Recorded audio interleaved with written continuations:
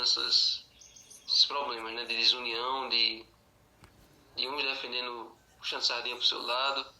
Então Paulo agora vai chamar a atenção dessa igreja para que eles possam entender, para que eles possam resolver isso, para não ter esse tipo de problema. Então Filipenses 2, 1-3 diz assim: portanto, se existe alguma exortação em Cristo,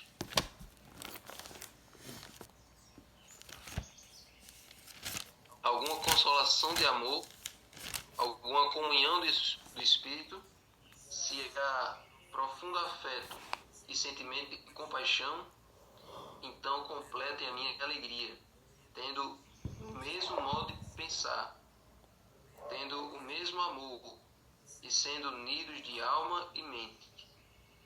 Não façam nada por interesse pessoal ou vaidade, mas por humildade, cada um considerando os outros superiores a si mesmo, não tendo em vista somente os seus próprios interesses, mas também os dos outros. Bastante desafiador, né? Ter os outros superiores a você mesmo.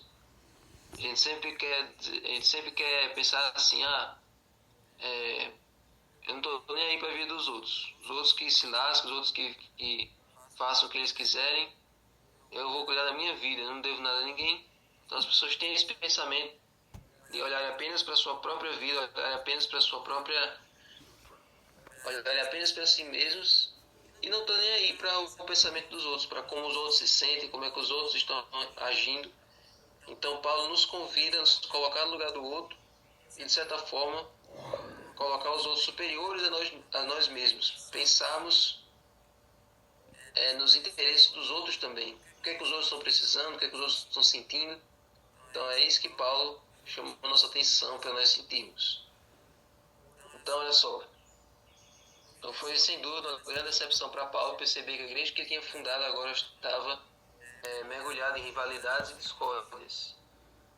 Então, por isso que ele usou essas expressões de interesse pessoal, ambição egoísta, para descrever o que é que eles estavam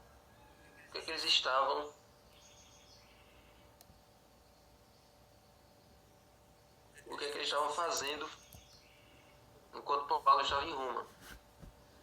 Então, esse mesmo termo traduzido como discórdias, que nós vemos aí no verso, essa palavra discórdias aí, ela aparece também no contexto lá das obras da carne, lá em Gálatas 5:20, que as obras da carne incluem a discórdia, incluem a dissensão, incluem briga, e nós sabemos que lá naquela passagem que ele fala dos 7 pecados que Deus mais odeia, tem falando que Deus odeia o pecado das pessoas que causam discórdia entre os irmãos. Você pode analisar isso depois. Lá em Provérbios, lá no começo do Provérbios, diz que das coisas que Deus mais odeia, sério, ele abomina, é a pessoa que espalha, que causa discórdia entre os irmãos, que causa contenda entre os irmãos. Certo? E lá em Tiago 3,16 diz que onde há inveja e rivalidade, aí há confusão e toda espécie de coisas ruins. Se numa igreja existem pessoas que têm inveja umas das outras, você pode esperar que essa igreja não se harmonize, ela não caminha na mesma direção. É uma igreja que fica estagnada, fica estática, porque ela não progride.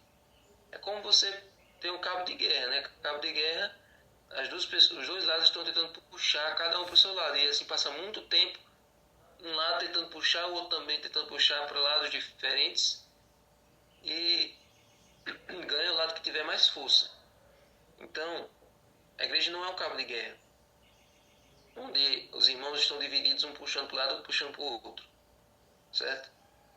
A palavra grega traduzida como vaidade ocorre no Novo Testamento apenas em Filipenses 2:3, que é essa parte que fala: não façam nada por interesse pessoal ou vaidade. Mas na literatura grega, essa palavra é usada como um sentido de arrogância, orgulho vazio e uma visão exagerada de si mesmo. Então tem muitas pessoas com esse tipo de coisa, né?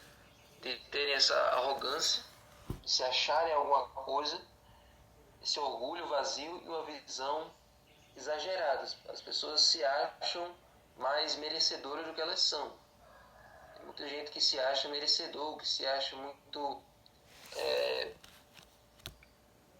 muito especial, até demais. Claro que aos olhos de Deus todos somos especiais, mas essas pessoas se acham no direito de serem servidas, no direito de serem mimadas, né? Infelizmente tem em algumas igrejas esse tipo de perfil. Elas não se dedicam a servir, elas não se dedicam, elas não se doam por ninguém, elas não sacrificam por ninguém, querem apenas ser aduladas, querem apenas que a sua vaidade seja alimentada. Paulo utilizou uma expressão semelhante ao advertir os Gálatas: não sejamos presunçosos, provocando uns aos outros e tendo inveja uns dos outros. Gálatas 5:26. Então, Paulo ele presenciou esses problemas nas igrejas dele, mais de 2000 anos, mas esses problemas vocês concordam que existem até hoje, em 2026? Claro que existe. Claro que existem pessoas vaidosas, claro que existem pessoas presunçosas, claro que existem pessoas orgulhosas, e hoje nós temos que lidar com esse tipo de gente. A igreja é cheia de pessoas desse tipo. Na igreja, várias pessoas de várias realidades diferentes que aprendem a conviver juntas, e ali é um hospital onde pouco a pouco a gente vai mudando. Agora, se você passa 20 anos na igreja, 30, e continua do mesmo jeito, então ou você já cometeu um pecado imperdoável, ou você não está deixando o Espírito Santo trabalhar na sua vida. Quando a gente vem para Deus, a gente tem que se entregar de corpo e alma, para que Deus vá mudando o nosso jeito de ser, mudando o nosso caráter, para que com o passar do tempo a gente não seja mais a mesma pessoa de quando a gente entrou. Se você não mudou nada, se você não teve nenhuma transformação, então tem uma coisa muito errada. Então a pessoa que falava demais agora vai falar menos, a pessoa que era arrogante agora vai ser humilde, a pessoa que era mentirosa passa a ser verdadeira, né? A pessoa que causava discórdia agora vai ser uma pessoa mais amigável, vai ser pacificadora ao invés de ser o pivô das brigas. Então é para nós termos essa evolução. A partir do momento que nós conhecemos a Jesus, nós começamos um arco de evolução. Daquele estado que nós estávamos, que o pecado nos colocou, para agora uma vida santificada em Cristo. Então Paulo agora vai apresentar algumas soluções. Primeira solução: exortação em Cristo. Paulo destacou o exemplo de Cristo como uma motivação poderosa para nós imitarmos. E esse exemplo de Cristo nós vamos ver aí no verso 5 ao 10, que eu acho que vai ser... Deixa eu ver aqui. Eu acho que essa parte do 5 ao 10 vai ser na quarta-feira. Porque na terça-feira nós vamos ver ainda o modo de pensar. Na quarta-feira e na quinta que nós vamos ler a parte mais bonita de Filipenses. Um dos versos mais lindos do Novo Testamento, que é o mistério da piedade, o quanto Jesus se esvaziou para chegar na nossa condição. Então a primeira motivação que nós temos para nós sermos diferentes do que nós somos, para resolver o problema da igreja, é nos espelharmos em Cristo. A exaltação em Cristo. Seguimos o exemplo de humildade dele. Seguimos o exemplo de resignação, de sacrifício dele. Só assim nós vamos melhorar nossa condição. Depois, segunda solução, consolação de amor. Jesus revelou o amor divino e deixou o seguinte mandamento: que vocês amem uns aos outros assim como eu os amei. Numa lição das Praças Batim, um dia desse, eu perguntei, acho que era a pergunta até da lição, ou foi uma pergunta que eu elaborei, era assim: qual era o segundo grande mandamento lá no Novo Testamento, no Velho Testamento? Ame ao teu próximo como a ti mesmo. Beleza, esse era o segundo mandamento lá do Antigo Testamento, que resume a segunda tábua da lei de Deus, né? E aí Jesus chega no Novo Testamento e diz: amem uns aos outros como eu os amei. Qual é a grande diferença de peso daquele segundo mandamento do Antigo Testamento para esse novo mandamento que Jesus coloca? Os dois não falam sobre amor, né? Qual é a grande diferença de impacto, de peso do mandamento que Jesus coloca para o mandamento que tinha nos 10 mandamentos? primeiro é: ama teu próximo como a ti mesmo. E aí, nesse que Jesus coloca, é: amai-vos uns aos outros como eu os amei. Qual é a grande diferença no peso desses mandamentos? Não parece que é a mesma coisa, mas tem um negocinho aí, tem um detalhezinho aí que torna o mandamento de Jesus ainda mais difícil e ainda mais significativo.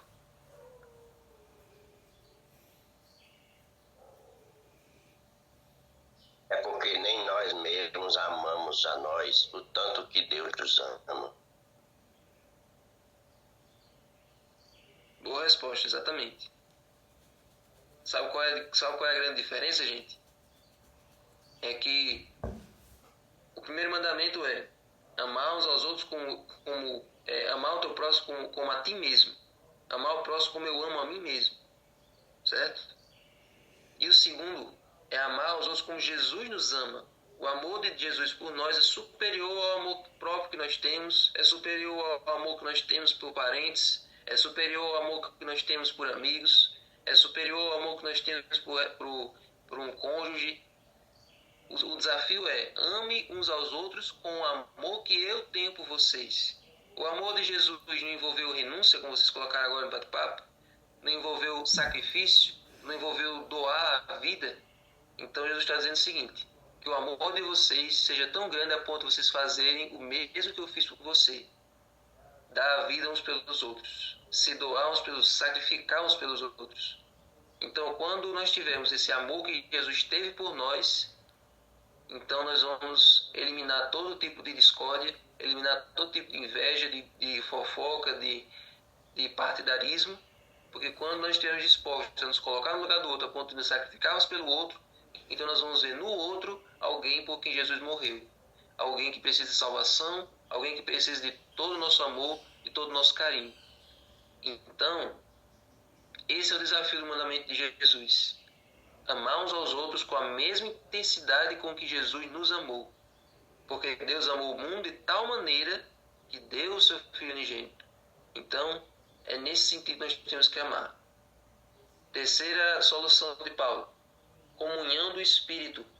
A presença do Espírito Santo promove unidade entre os cristãos, como vemos na Igreja Apostólica.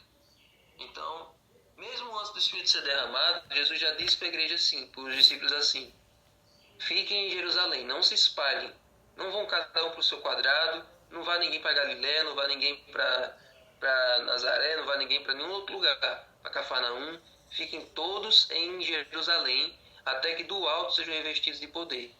A condição para que aquela igreja recebesse o Espírito Santo era se manter unida. Então eles passaram 10 dias orando no cenáculo, orando, jejuando, pedindo a Deus constantemente, até que Deus mandou o Espírito Santo. Então, não é que a unidade, a união vai vir depois que o Espírito Santo for derramado. Senão, nós podemos viver desunidos aqui à vontade e esperar que quando a chuva serôdia vier, nós possamos nos unir. Não. A união, ela começa agora. Nós devemos estar unidos em oração desde agora, enquanto nós não temos ainda a chuva serôdia. Nós temos que nos unir agora para começar a receber essas gotas do Espírito Santo, até que nós possamos estar, de fato, recebendo a chuva torrencial que vai vir lá no tempo do fim. Então, a presença do Espírito Santo promove unidade entre os cristãos. Então nós devemos ficar unidos desde agora, unidos em oração desde esse momento. Próximo mês nós vamos ter 10 dias de oração, nós vamos relembrar isso aqui. Mas, com a igreja unida, como nós estamos sendo aqui no Zoom, 29 conexões, onde tem mais pessoas, né, do que 29 conexões, unidas na busca pelo Espírito Santo, unidas pedindo a Deus força.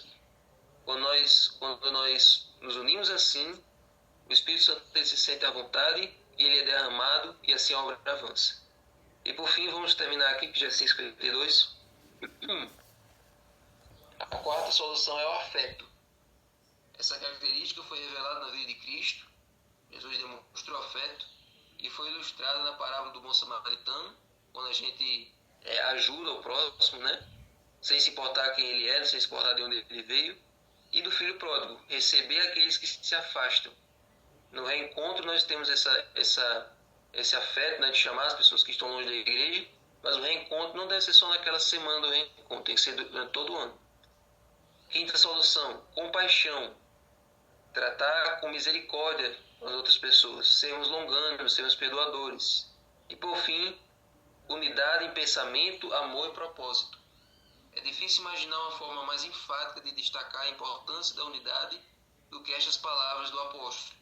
Tenham o mesmo modo de pensar de Cristo Jesus. E aí eu sempre volto à música do Padre Zezinho.